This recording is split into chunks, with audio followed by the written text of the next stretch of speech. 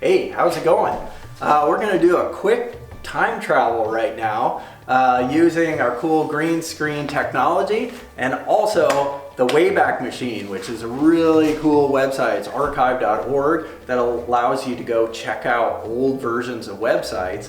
And what we're going to check out is the original Prop 64 website. So back in 2016, this was in October, just a few weeks before the voters voted and actually passed Prop 64. So what we can do is review the language that was on the Prop 64 website and check out the promises and the intent that was publicly made, and that's what we voted on, and then we can compare that to actually what we have today once the state actually wrote the actual regulations, and we can see, did the state fulfill those promises and intent of what the voters actually voted on. So anyway, something very interesting to first check out right here, and this is actually an important thing to look at, is right here is Prop 64 includes strict anti-monopoly provisions and protects small farmers.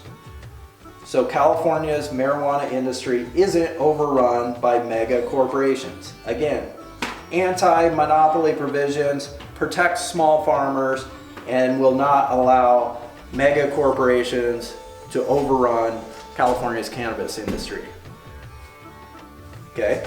So anyway, and think about where we are today.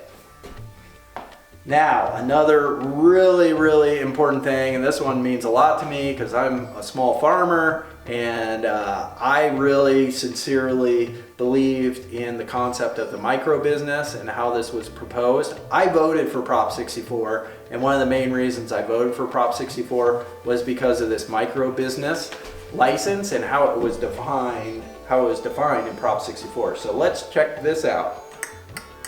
Right here this is language from the Prop 64 2016 website.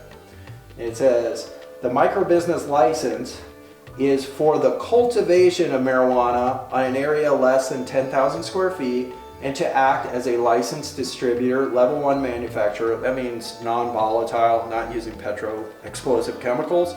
So that's like edibles, olive oil infusions that we do. So anyway, level 1 manufacturer and a retailer under this division. So what this was, the microbusiness license was a small farmer cultivation license that on top of that had the distribution, the manufacturing, and even retail built into that license. So that means it's like a microbrewer or a small winery.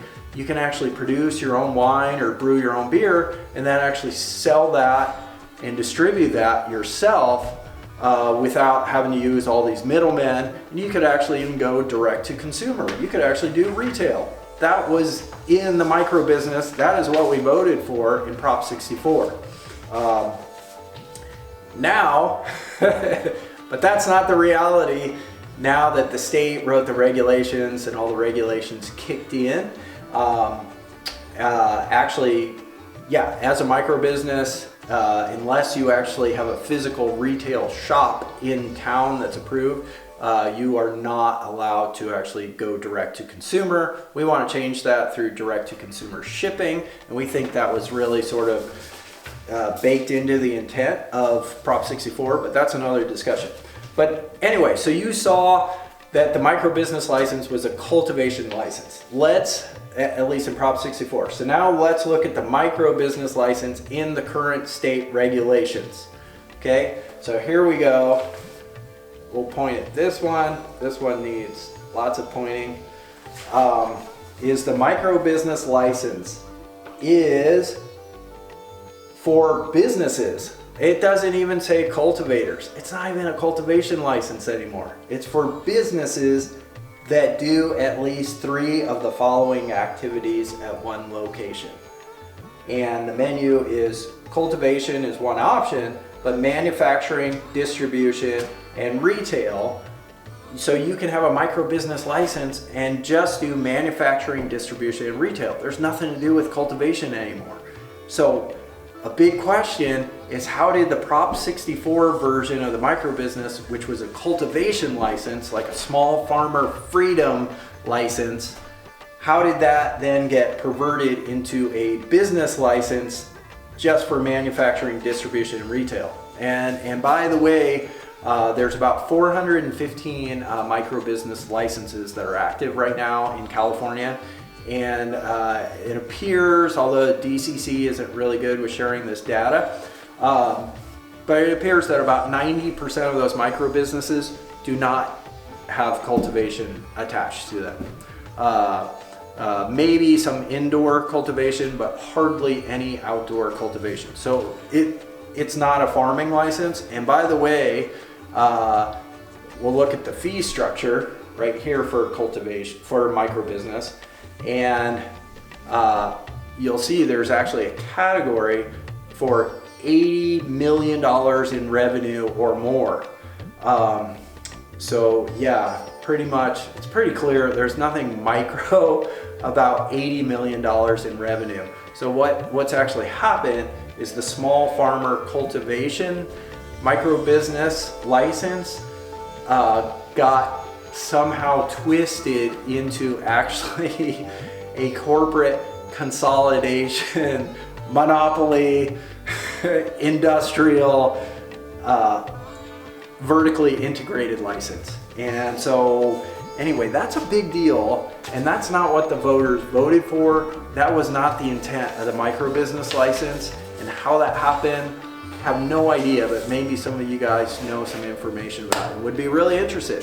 And we're not trying to be a gadfly here and cause trouble. We just really want to see the cannabis industry function as a whole ecosystem, and for it to eat there. And there's going to be big players, that's cool, but we have to have those small craft farmers doing their thing. They're part of the ecosystem. And so anyway, so we're trying to find solutions for how we can have a thriving small craft cannabis farm segment of the entire market, and we think that would actually be good for everyone. Just like small wineries, if you look at Napa and Sonoma and such, that's a pretty thriving industry there, but that's all based on small wineries, and that's what's missing from right now from the cannabis regulations.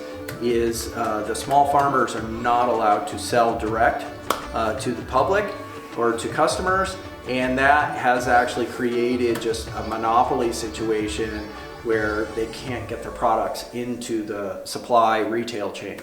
So anyway, we think that needs to be changed. Anyway, enough of that. So contemplate some of that. Maybe some of you guys have some ideas, solutions, other little tidbits of information.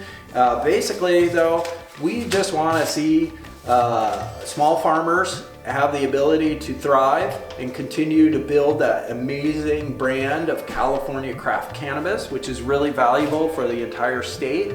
So it's hard to have a California craft cannabis brand when all the small craft cannabis farmers have gone extinct or are out of business because the regulations squashed them and actually didn't fulfill this micro business promise. So anyway, hope that's helpful, and yeah, share your thoughts. Curious what everybody's thinking.